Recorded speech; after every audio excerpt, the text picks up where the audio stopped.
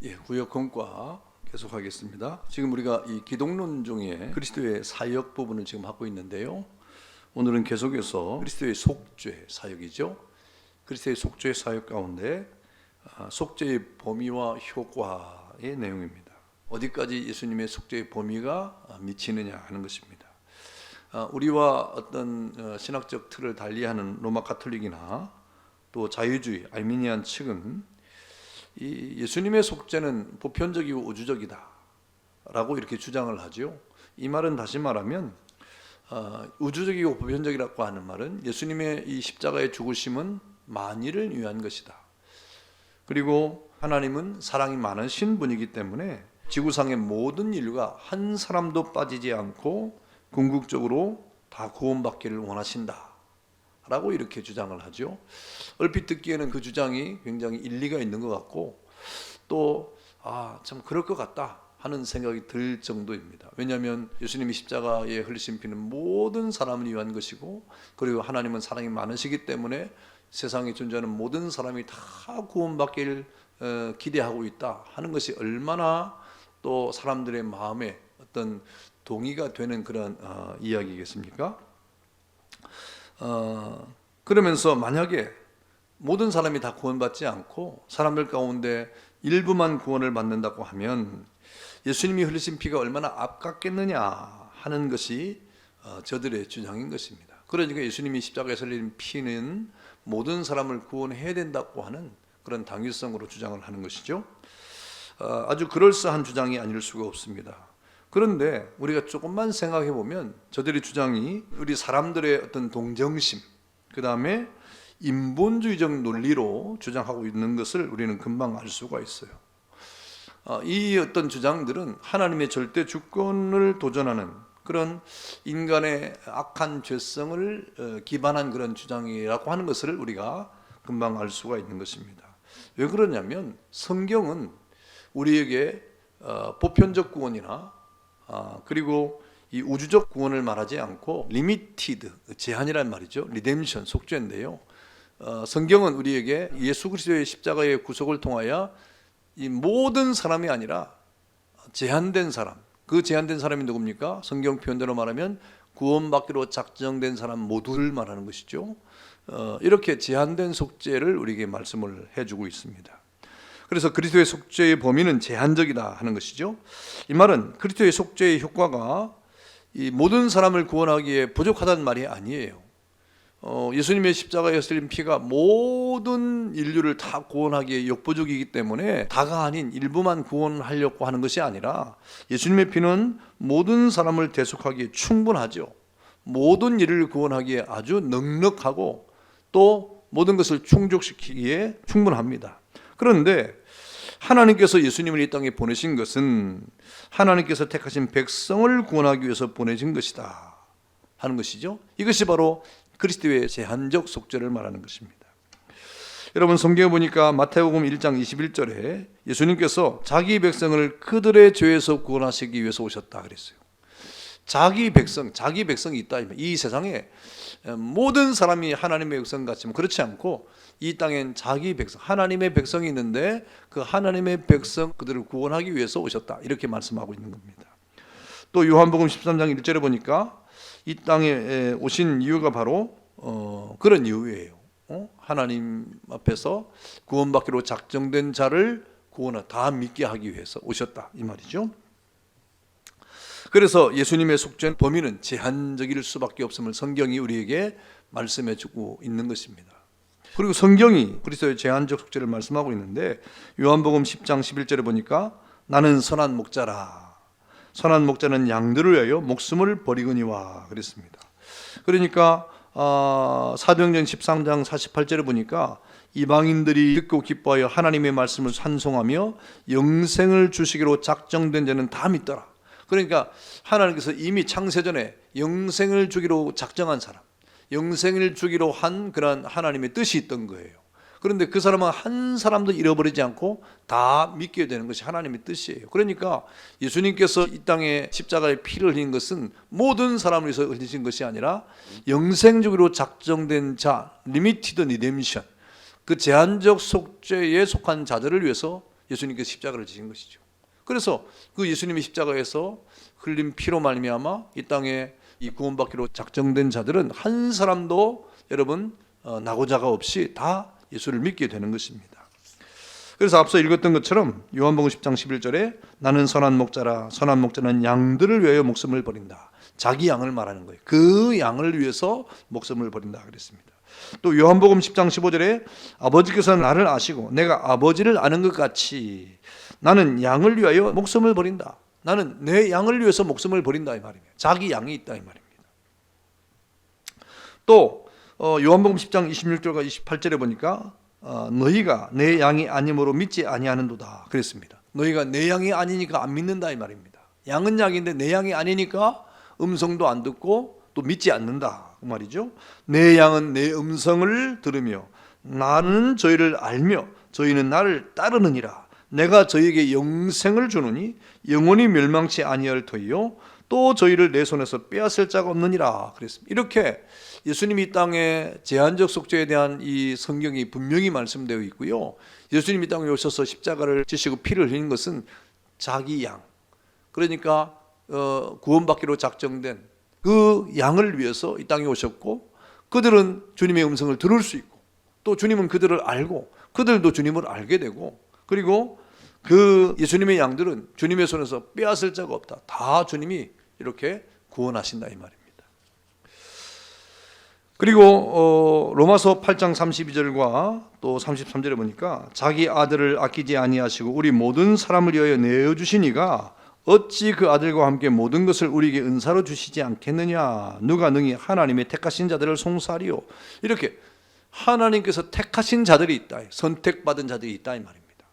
이렇게 선택받은 자들을 위해서 예수님께서 이 땅에 오셨고 그들을 위해서 십자가에 피를 흘리셨다는 겁니다.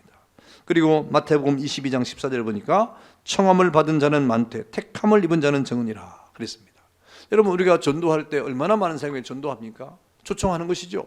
주님 앞으로 나오라 청하는 것이죠. 그러나 그 청함을 받고 주께로 오는 사람들, 이게 택함 받은 사람이에요. 택함 받은 사람은 적으니라 그랬습니다. 이렇게 이 세상에는 모든 사람이 다 예수 믿는 것이 아니라 실제적으로 예수 믿기로 작정된 사람들이 주께로 나오게 되는데, 이러한 사실들을 통하여 예수님의 이 속죄는 제한적임을 우리에게 말씀해 주고 있고 성경이 그것을 증거를 하고 있는 것입니다. 그러므로 결과적으로 제한된 수의 사람들만이 예수 그리스도를 구주로 영접하는 것으로 보아서 그리스도의 속죄는 제한적인 것임을 알 수 있다. 우리가 실제적으로 이 세상에서 그렇잖아요. 만약에 예수님이 이 땅의 모든 보편적 구원 때문에 모든 인류를 위해서 십자가를 지시고 피를 흘렸다고 하면 모든 사람이 다 구원을 받아야 되죠. 왜? 예수님의 피는 능력이잖아요. 주의 보혈 능력이 또다 주의 피 믿으고 그랬잖아요. 그러니까 예수님의 피가 능력이 있는데, 만약에 예수님의 피의 능력의 은혜가 이 땅의 모든 사람에 미친다고 하면 안 믿을 사람이 세상에 어디 있겠어요? 다 믿어야 되죠. 그런데 우리가 실제 어떻습니까? 예수 믿는 사람도 있고 안 믿는 사람도 있는 거예요. 성경대로 되는 거예요. 성경이 뭐라고 말합니까? 이 구원받기로 작정된 자, 예수님의 양들은 다 믿고 빼앗기지 않는다 그랬는데 그 외의 사람들은 예수 안 믿는 것이죠. 그것이 현실적으로 지금 드러나고 있지 않습니까? 그래서 이 세상 속에서 그렇게 제한된 사람들만 예수를 믿는 거 보니까 바로 그리스도의 속죄는 제한적임을 우리가 또 이렇게 깨닫게 된다, 실제적으로 이 말입니다. 그래서 모든 사람이 만일에 구원받는 것이 하나님의 뜻이었고 의도였다고 하면 이 목적은 인간의 불신앙에 의해 좌절될 수 없다는 것입니다. 사람들이 아무리 악하고 불신앙을 가지고 있어도 하나님의 뜻이 그렇다고 하면 그 사람도 예수께로 돌아와야 되는 것이죠. 결국 모든 사람이 구원을 받고 또 하나님이 구원해 내실 것이라 이 말이죠. 그런데 하나님은 그럴 능력이 있으시잖아요. 그런 힘도 있잖아요.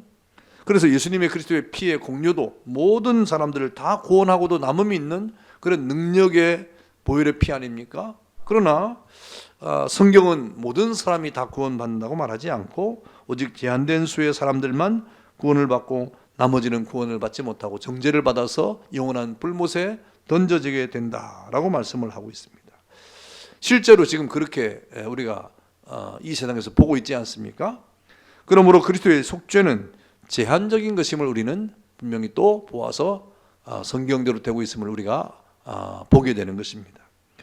그래서 마가복음 16장 16절에 뭐라고 그랬습니까? 믿고 세례를 받는 사람들은 구원을 받을 것이요 믿지 않는 사람은 정죄를 받으리라. 믿는 사람과 믿지 않는 사람이 있는 거예요. 모두 다가 아니라 믿는 사람과 믿지 않는 사람이 있는 것입니다. 그 다음에 계시록 20장 15절에 누구든지 생명책에 기록되지 못한 자는 불못에 던지우더라 그랬습니다. 누구든지 생명책에 기록된 사람이 있고 그렇지 못한 사람이 있는 것이죠. 생명책에 기록된 사람은 영생을 얻고 기록되지 못한 사람은 불못에 던져진다 그랬습니다. 또 마태복음 25장 46절에 저희는 영벌에 의인은 영생에 들어가리라. 죄인과 의인을 구분한다는 것이죠. 죄인은 영벌에, 그 다음에 의인은 영생에 들어간다 그랬습니다. 또 사도행전 13장 48절 영생 주기로 작정된 자는 다 믿는다 그랬습니다. 한 사람도 빠짐이 없이 다 믿게 된다 이 말입니다. 그래서 우리가 전도하는데 여러분 확신을 가지고 전도하는 이유가 바로 여기 있는 거예요. 예수 믿는 사람은 우리가 전도를 하면 그 사람은 주께로 나온다 이 말입니다. 이렇게 이 예수님의 속죄는 제한적이다 하는 사실을 우리에게 말씀해 주고 있습니다. 그 다음에 이 속죄의 효과가 뭐냐 하는 것이죠. 이 속죄의 효과는 뭐냐? 그럼 속죄 받으면 우리가 어떻게 되느냐 하는 것입니다. 여러분 속죄를 받으면 어땠습니까? 속죄는 죄인의 구원을 가능하게 한다. 여러분 죄인이라고 하는 것은 멸망이잖아요. 죄인은 지옥불에 던져지는 거잖아요. 심판이잖아요. 그런데 속죄는 어떤 효과를 가져오느냐? 그 죄인을 어떻게 합니까? 구원해낸다 이 말이에요. 죄인의 구원을 가능하게 하는 것이 뭐냐? 예수님의 속죄라는 것입니다. 지옥 갈 백성을 저 영원한 하나님의 나라의 백성으로 만든다는 것이죠. 여러분 누가복음 1장 77절에 보니까 주의 백성에게 그 죄사함으로 말미암아 구원을 알게 하리니 그랬습니다. 죄사함 결과 구원을 알게 된다 그랬습니다. 그 다음에 이 에베소서 1장 7절에 보니까 우리가 그리스도 안에서 그의 은혜의 풍성함을 따라 그의 피로 말미암아 구속 곧 죄사함을 받았다 그랬습니다. 하나님의 은혜로 말미암아 예수 안에서 우리가 구속 곧 죄사함을 받았다. 여러분 이렇게 죄인은 속죄를 통하여 구원에 이르게 된다. 이게 이 속죄의 효과예요. 그 다음에 속죄의 효과는 또 뭐냐면 우리 죄인에게 칭의를 덧입혀서 양자되게 하고 영원한 기업의 권리를 얻게 한다. 구원이라고 하는 것은 물에서 건져내는 거예요. 구원이라는 말의 뜻은 물에서 건져내다 이 말이에요. 위험에서 건져내는 거예요. 전쟁의 위험에서 평화의 나라로 건져내는 것을 구원이라고 말합니다. 죄에서 건져내는 게 구원이에요. 그러면 구원으로만 끝나는 건 그렇지 않고 이 속죄는 우리가 구원받은 하나님의 자녀를 칭의 의롭다 하심으로 하나님의 자녀가 돼 양자가 되게 하고 그 다음에 그 영원한 기업을 얻을 권리를 얻게 된다. 아주 중요하죠. 그래서 우리가 속죄를 받으면 구원을 받은 하나님의 백성들은 이제 칭의 의롭다함을 받아가지고 이제는 하나님의 자녀가 되는 거예요. 그래서 하나님의 자녀가 되었기 때문에 하나님을 어떻게 부릅니까? 아빠라고 부르는 거예요. 아빠라고 부르는 거예요. 아빠라고 부를 수 있는 거예요. 그 전에는 우리가 하나님의 이름조차도 부르지 못했습니다. 그런데 구원받고 난 다음에 칭의를 얻어서 이 양자 하나님의 자녀가 된 뒤에는 우리가 하나님을 아주 담대하게 아빠 아버지 이렇게 부를 수 있는 거예요. 그 다음에 주어지는 것이 무엇입니까? 하나님 나라의 기업을 우리가 상속을 받는 거예요. 상속자가 되는 거예요. 참 기가 막히지 않습니까? 놀라운 사실이죠. 하나님의 기업을 우리가 받는다 이 말이에요. 그래서 천국 가면 우리 기업이 있어요. 이 땅의 기업 그거 별거 아니지만 하나님 나라의 기업이 우리에게 있다 이 말입니다. 로마서 5장 18절입니다. 그런즉 한 범죄로 많은 사람이 정죄에 이른 것 같이 의의 한 행동으로 말미암아 많은 사람이 의롭다 하심을 받아 생명에 이르렀느니라. 영생을 얻는다 이 말이죠. 그러므로 그리스도의 속죄는 우리 죄인에게 의롭다 칭하심을 얻게 된다. 의롭다 칭하심을 얻게 되는 것입니다. 우리가 의롭다 하심을 받아 생명에 이르렀다. 그러면 그 말이죠. 칭의를 얻는다 이 말입니다. 그리고 예수를 영접하는 자, 곧 그 이름을 믿는 자들에게는 하나님의 자녀가 되는 권세, 요한복음 1장 21절이죠. 하나님의 자녀가 되는 권세, 하나님의 자녀의 권세를 받는다 이 말입니다. 예수를 영접하면. 그래서 양자의 영을 받아서 하나님을 아빠 아버지라고 부른다. 로마서 8장 15절에 하나님을 아빠 아버지라고 부르짖게 한다. 놀라운 축복이에요. 더 나아가서 후사가 된다 그랬죠. 상속자. 로마서 8장 11절에 자녀이면 또한 상속 곧 하나님의 상속자요 그리스도와 함께 한 상속자니 우리가 그와 함께 영광을 받기 위하여 고난도 함께 받아야 될 것이니라 그랬습니다. 우리가 하나님의 자녀가 되어서 하나님을 아빠 아버지라고 부르니까 그 다음에 따라오는 게 뭡니까? 우리가 하나님의 상속자가 된다 이 말입니다. 이것이 바로 속죄의 효과입니다.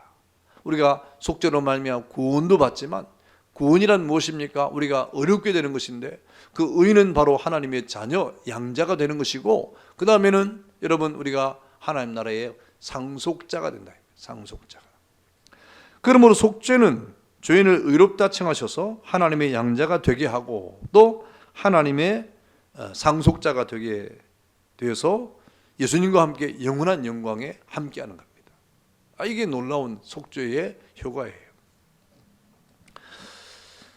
그리고 이 속죄는 우리가 이제 중생을 받아서 이 성화의 삶을 살아가잖아요. 지금 이 세상에서는 성화의 삶을 살아가는데 그 성화의 삶이라는 것이 뭐냐?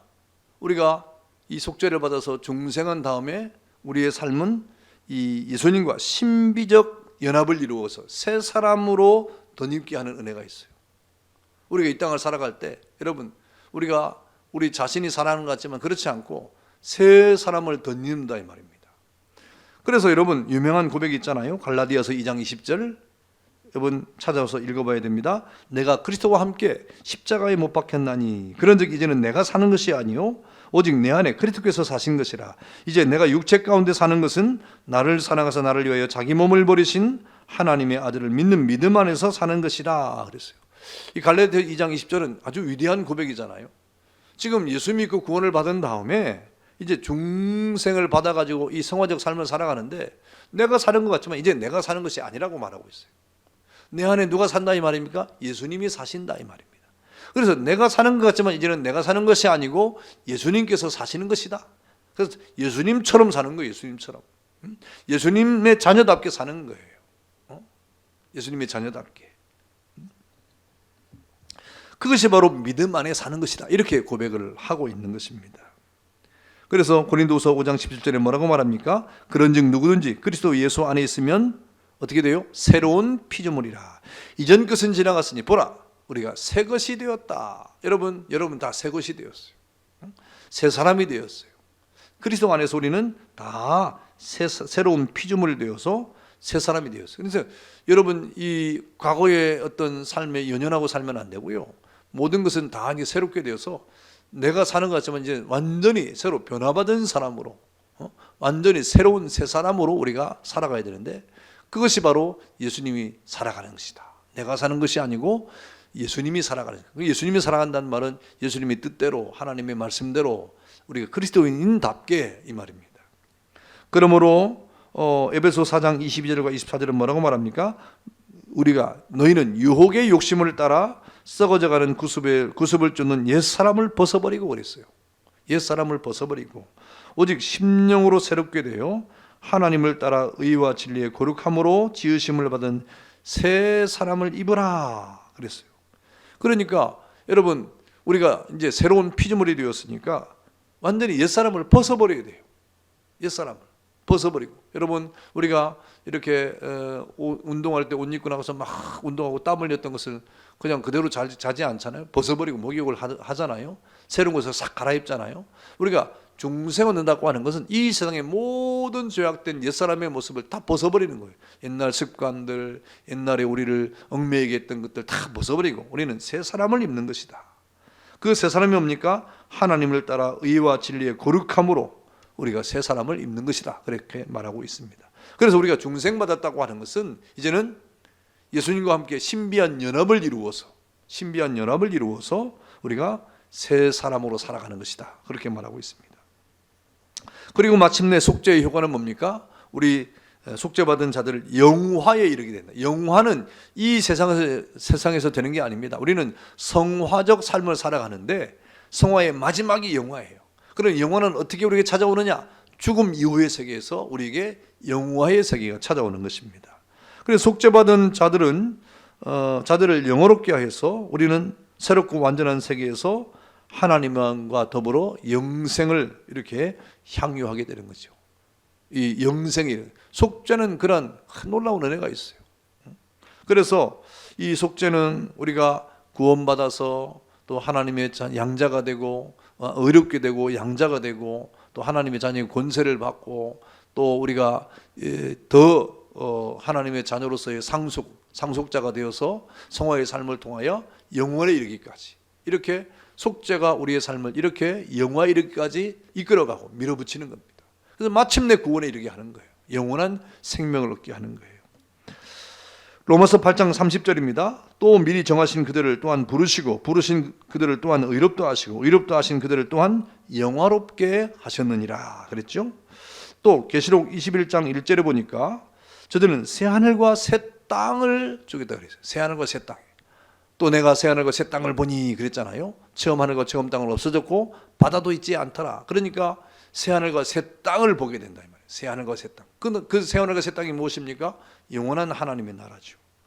그리고 요한계시록 21장 3절에 보니까 내가 더니 보좌에서 큰 음성이 나서 보니까 하나님이 그들과 함께 계시리니 그들은 하나님의 백성이 되고 하나님은 친히 그들과 함께 계신다 그랬어요.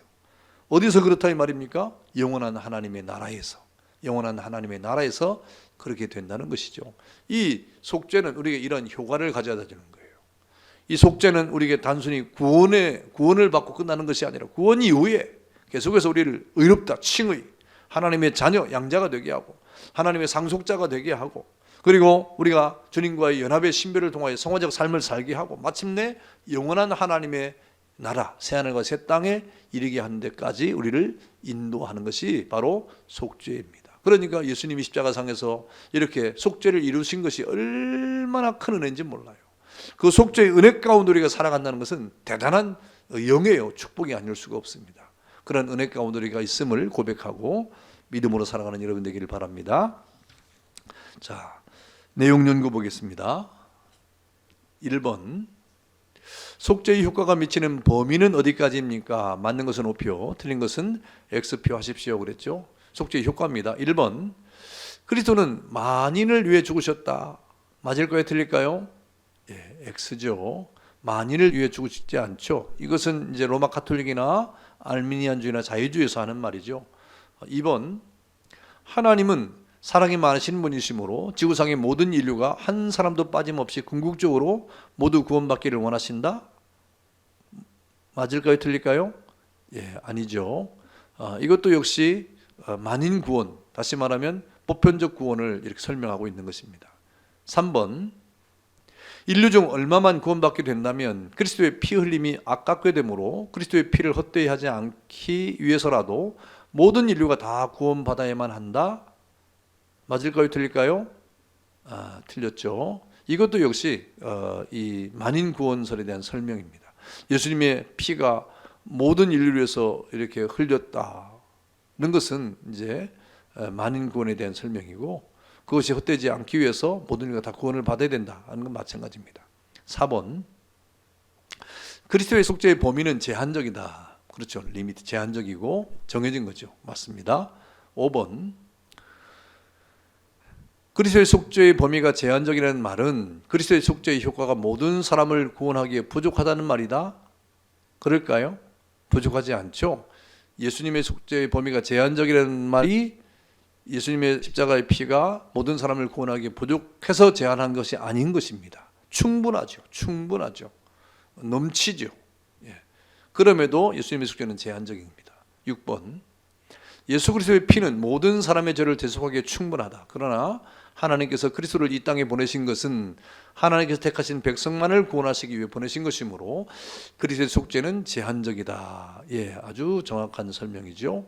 그래서 예수님이 이 땅에 오신 것은 이 땅에 구원받기로 작정된 자, 자기 백성을 위해서 저희 죄에서 구원하시기 위해서 오셨다라는 이 성경의 제한적 속죄를 우리가 이렇게 보고 있는 겁니다.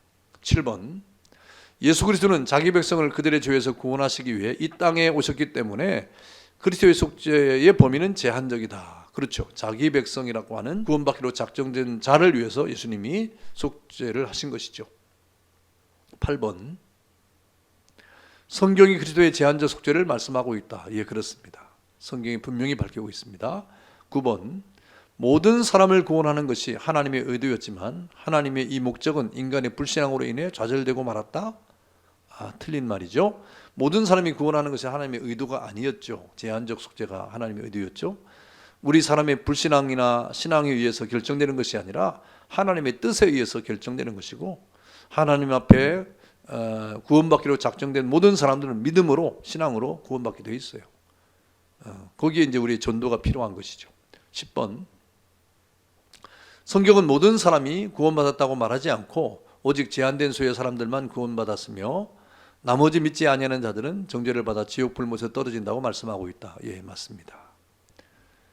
예, 이것이 바로 이 속죄의 효과의 내용인데 OX 문제를 풀어봤습니다.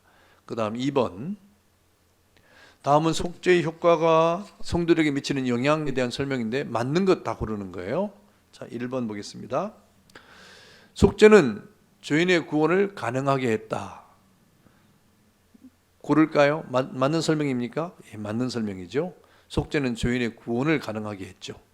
예, 2번, 우리는 그리스도 안에서 그의 은혜의 풍성함을 따라 그의 피로 말미암아 구속 곧 죄사함을 받았다.